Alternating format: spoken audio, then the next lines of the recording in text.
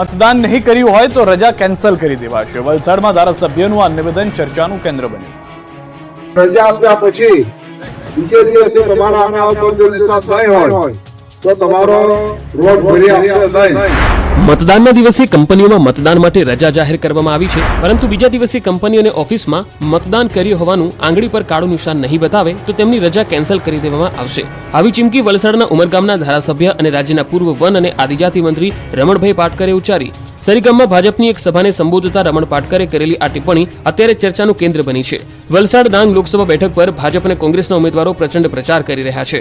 ગરમીના માહોલમાં પણ રાજકીય પાર્ટીઓનો પ્રચાર દિવસભર ચાલે છે. આ દરમિયાન વલસાડના ઉમરગામના સરીગામમાં ભાજપની જાહેર સભા યોજાઈ હતી, જેમાં ભાજપ ઉમેદવાર ધવલ પટેલની સાથે રમણભાઈ પાટકર સહિત વલસાડ જિલ્લા ભાજપના અગ્રણીઓ અને કાર્યકર્તાઓ મોટી સંખ્યામાં સરીગામના લોકો પણ ઉપસ્થિત રહ્યા. સભાને સંબોધતા ભાજપ અગ્રણીઓએ અને ઉમેદવારે પીએમ મોદી અને કેન્દ્ર અને રાજ્ય સરકારના વિકાસ કામોને આગળ કરી લોકોનું સમર્થન માંગ્યું. આ તરફ પોતાના સંબોધનમાં ઉમરગામના ધારાસભ્ય રમણભાઈ પાટકરે જાહેર મંચ પરથી લોકોને મતદાન કરવા અપીલ કરી. વધુમાં તેમણે કહ્યું કે મતદાનના દિવસે કંપનીઓમાં રજા જાહેર કરવામાં આવી છે, આથી લોકો મતદાનના દિવસે વધુમાં વધુ મતદાન કરે તેવી અપીલ કરી હતી. સાથે પાટકરે જાહેર મંચ પરથી આ ચીમકી ઉચ્ચારી. રજા આપ્યા પછી બીજે દિવસે તમારા આંગણા ઉપર જો નિશાન નહીં હોય તો તમારો રોડ ભરી આપશે નહીં. ઉત્તર ગુજરાતના બે ઉમેદવારો ચૂંટણી જીતશે, ભુવાએ આ ભવિષ્યવાણી કરી.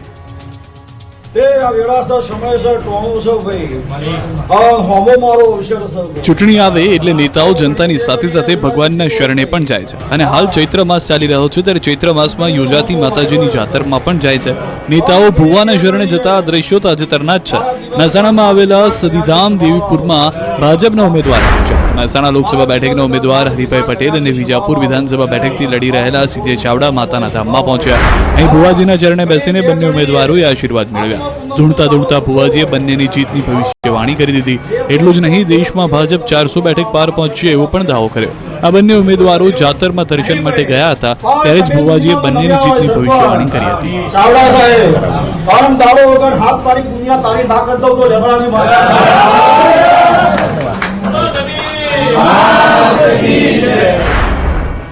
માત્ર હરિભાઈ જ નહીં પણ આ પહેલા મહેસાણા બેઠકના કોંગ્રેસના ઉમેદવાર રામજી ઠાકોર પણ ભુવાજીના શરણે પહોંચ્યા હતા. ભુવાજીને ફૂલહાર પહેરાવી આશીર્વાદ મેળવ્યા હતા. સુરેન્દ્રનગર લોકસભા બેઠકના કોંગ્રેસના ઉમેદવાર રિત્વિક મકવાણા ધાર્મિક કાર્યક્રમમાં જોવા મળ્યા. રિત્વિક મકવાણાનો વિડીયો સોશિયલ મીડિયામાં વાયરલ થયો.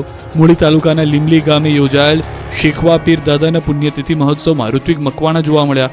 ઋત્વિક મકવાણા હાથમાં સાંકળ સાથે જોવા મળ્યા. તો મહેસાણામાં ભાજપના ઉમેદવાર ભુવાજીની શરણે જતા દ્રશ્યોમાં જોવા મળ્યા. સતીધામ દેવીપુરા ગામે જાતરમાં હાજરી આપી ધૂણતા ધૂણતા ભુવાજીએ કરી જીતની ભવિષ્યવાણી.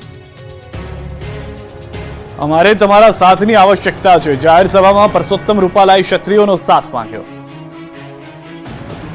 લોકસભા ચૂંટણી પહેલા ગુજરાતનું રાજકારણ ભારે ગરમાયું છે. રાજકોટની બેઠક પરના ભાજપના ઉમેદવાર અને કેન્દ્રીય મંત્રી પરસોત્તમ રૂપાલા સામે ક્ષત્રિયોનો રોષ શાંત પડી નથી રહ્યો. ત્યારે પરસોત્તમ રૂપાલાએ ફરીથી ક્ષત્રિય સમાજને ભારતીય જનતા પાર્ટી સાથે જોડાવા માટે અપીલ કરી છે. પડધરી ટંકારાની સભામાં જાહેર મંચ પરથી પરસોત્તમ રૂપાલા ક્ષત્રિય સમાજને ભાજપને મત આપવા અપીલ કરી રહ્યા છે. આ સાથે પરસોત્તમ રૂપાલાએ સભામાં સંબોધન કરતી વખતે જય ભવાની જય શિવાજીના નારા લગાવ્યા હતા. હું સમગ્ર ક્ષત્રિય સમાજને પણ નમ્રતાપૂર્વક વિનંતી કરવાના મતનો છું. અમારે આપ સૌના સાથની પણ આવશ્યકતા છે. દેશના હિત માટે, રાષ્ટ્રના હિત માટે.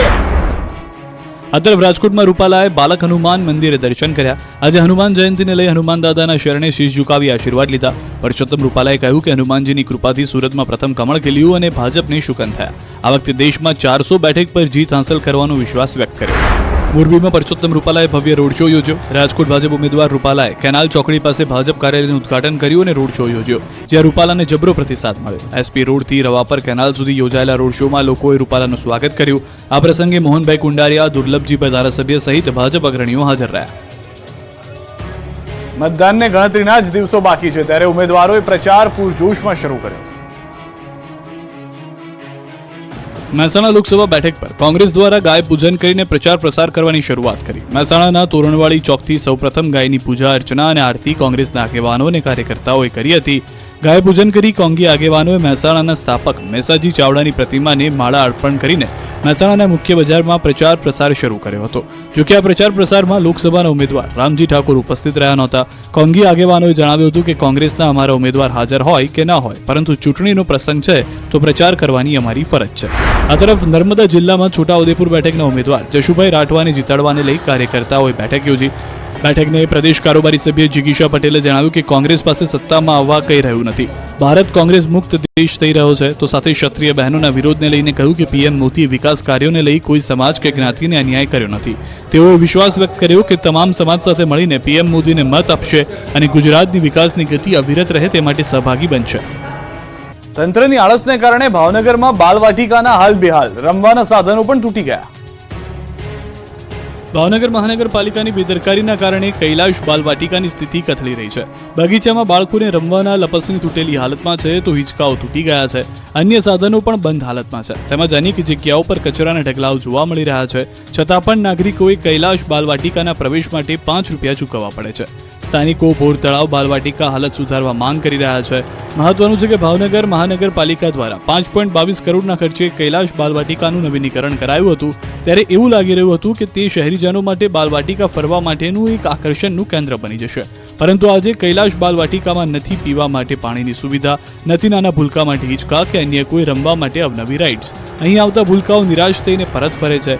રાજ્ય સરકારે જ્યારે કરોડ રૂપિયાની ફાળવણી કરી છે ત્યારે તે પૈકીની રકમ બાલવાટિકા માટે નવા સાધનો અને સગવડતાઓ પાછળ વાપરવા લોકો માંગ કરી રહ્યા છે.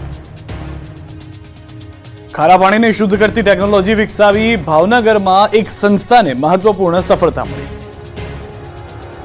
એવી મોબાઈલ વાન બનાવી જે દેશના કોઈ પણ ખૂણામાં જઈને વીજળી વગર જ પાણીના શુદ્ધિકરણનું કામ કરી શકશે. ભાવનગરમાં આવેલી અને ગુજરાતની એકમાત્ર સંસ્થા central salt marine research institute દ્વારા પાણીને શુદ્ધ કરવા અદ્યતન ટેકનોલોજી વિકસાવાઈ છે, જે માત્ર 12 પૈસા પ્રતિ લીટરના ખર્ચે ખારા અથવા ભાંભરા પાણીમાંથી પીવાલાયક શુદ્ધ પાણી ઉપલબ્ધ કરાવે છે. આ ટેકનોલોજી દ્વારા કુદરતી આફત સમયે વીજળી ન હોય ત્યારે પણ લોકોને પીવાનું શુદ્ધ પાણી મળી રહેશે. Central salt and marine chemicals research institute એ ભારત દેશની અગ્રણીય સંસ્થાઓ પૈકીની એક સંસ્થા છે જે સંશોધન કરીને નવી ટેકનોલોજી વિકસિત કરવા માટે જાણીતી છે. કુદરતી આફતો કે હોનારત સમયે સૌથી વધુ પાણીની જરૂરિયાત ઊભી થતી હોય છે. આવા સમયે પ્રાઇવેટ કંપનીઓ મોંઘા ભાવે પાણી વેચી લૂંટફાટ ચલાવતી હોય છે. ત્યારે ગુજરાતની એકમાત્ર અને ભાવનગરમાં સંસ્થાપિત સંસ્થા central salt and marine chemicals research ઇન્સ્ટિટ્યૂટે હવે આવી તકલીફોમાંથી મુક્તિ અપાવી છે. સંસ્થા દ્વારા તૈયાર કરવામાં આવેલી ડિસિલેશન અને પ્યોરિફિકેશન વાનની અદ્યતન ટેકનોલોજી ખારા પાણીને શુદ્ધ પાણીમાં ટ્રાન્સફર કરે છે અને આ ટેકનોલોજી માત્ર 12 પૈસા પ્રતિ લીટરના ખર્ચે પીવાલાયક શુદ્ધ પાણી બનાવે છે. તેમજ દેશભરમાં આફતોનો ભોગ બનેલા લોકોને પીવાનું શુદ્ધ પાણી પૂરું પાડે છે. આ ટેકનોલોજીને ચલાવવા માટે જરૂરી વીજળી વાનના એન્જિનમાંથી જ પ્રાપ્ત થઈ જાય છે, જેથી આ વાનને પાણીને શુદ્ધ કરવા, ડિસેલિનેટ કરવા માટે બાહ્ય વીજળીની જરૂર પડતી નથી.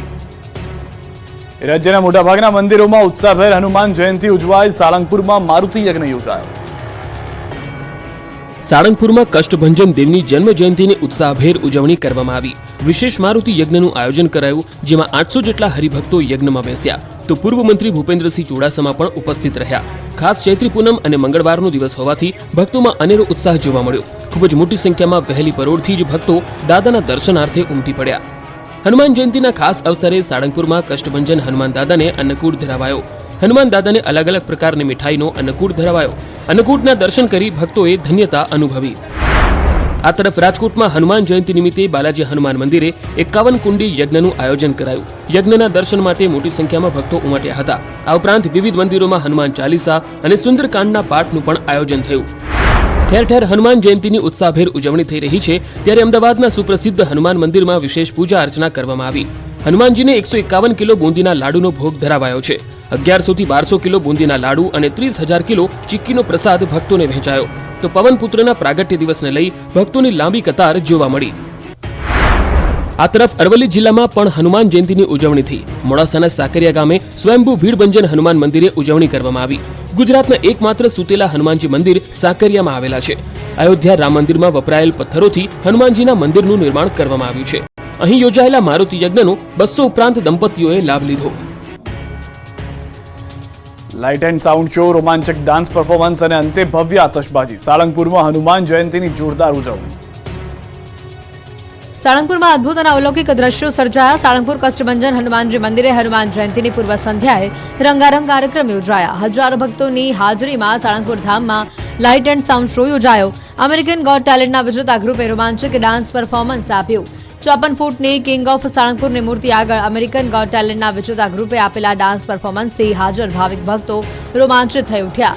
આ ઉપરાંત લાઇટિંગ શો, મહાઆરતીમાં મોટી સંખ્યામાં સાધુ સંતો અને હરિભક્તો ઉપસ્થિત રહ્યા. કાર્યક્રમના અંતે થયેલી આતશબાજી જોઈને તો હજારો ભક્તો દંગ જ રહી ગયા. દ્રશ્યમાં જોઈ શકાય છે કિંગ ઓફ સાળંગપુર મૂર્તિની આસપાસ ભવ્ય આતશબાજી થઈ રહી છે. ભક્તોએ જણાવ્યું કે ક્યારે ન ઉજવાઈ હોય તેવી હનુમાન જયંતિ આ વખતે ઉજવાઈ હતી. સાળંગપુરમાં હનુમાન જયંતિની અનોખી ઉજવણી. દાદાને 5000 કિલો ફૂલોનો મહાભિષેક કરાયો. ભારતમાં ક્યાંય નથી બની એવી ઘટના સાળંગપુરમાં બની. સાળંગપુરમાં હનુમાન જયંતિની જાજરમાન ઉજવણી થઈ. દાદાને 5000 કિલો ફૂલોનો અભિષેક કરાયો ત્યારે અદ્ભુત દ્રશ્યો સામે આવ્યા.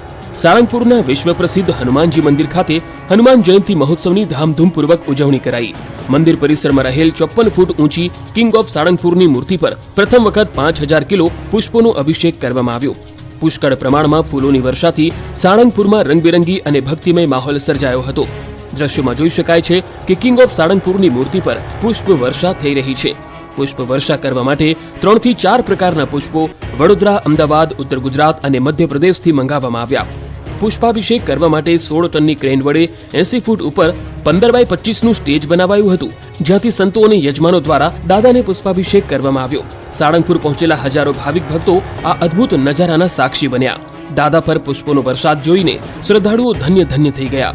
આ રોમાંચક અને દિવ્ય ઘડી નિહાળવા માટે સાળંગપુરમાં ભક્તોનું ઘોડાપુર ઉમટ્યું હતું.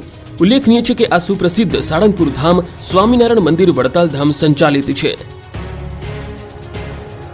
કષ્ટભંજન દેવને 250 કિલોની ખાસ કેક ધરાવાય. સંતોની હાજરીમાં કરાયું કેક કટિંગ. સાળંગપુર ધામમાં હનુમાન જયંતિની ભવ્યાતિ ભવ્ય ઉજવણી કરવામાં આવી. બોટાદના વિશ્વ પ્રસિદ્ધ યાત્રાધામ સાળંગપુર ખાતે હનુમાન જયંતિ મહોત્સવ ઉજવાયો. 250 કિલોની કેક કાપી દાદાને સુવર્ણ વાઘાનો શણગાર કરાતા ભક્તોએ દાદાના દિવ્ય સ્વરૂપના દર્શન કરવાનો લહાવો લીધો. વહેલી સવારે મંગળા આરતી, શણગાર આરતી તેમજ દાદાને સુવર્ણના વાઘાનો શણગાર કરવામાં આવ્યો. હજારો ભક્તોની હાજરી વચ્ચે મંદિર પરિસરમાં સંતો દ્વારા 250 કિલોની કેક કાપી ઉજવણી કરવામાં આવી. સાળંગપુર કષ્ટભંજન હનુમાનજી મંદિરે હજારોની સંખ્યામાં ભક્તોએ જય શ્રી રામના નારા લગાવતા મંદિર પરિસર ગુંજી ઉઠ્યું હતું. આ તરફ હનુમાન જયંતિને લઈને સાળંગપુર ધામ તરફ હજારો ભક્તોનું ઘોડાપુર ઉમટ્યું હતું. દાદાના દર્શન માટે આવતા ભક્તો માટે મંદિર પ્રશાસને ભોજનની વિશેષ વ્યવસ્થા કરી. 1.5 થી 2 લાખ જેટલા ભક્તો માટે મંદિરમાં ભોજનની વ્યવસ્થા કરાઈ. ભક્તો માટે રસ, રોટલી, 2 શાક, દાળ ભાત સહિતની વાનગીઓ તૈયાર કરાઈ. તો ચા, નાસ્તો, શરબત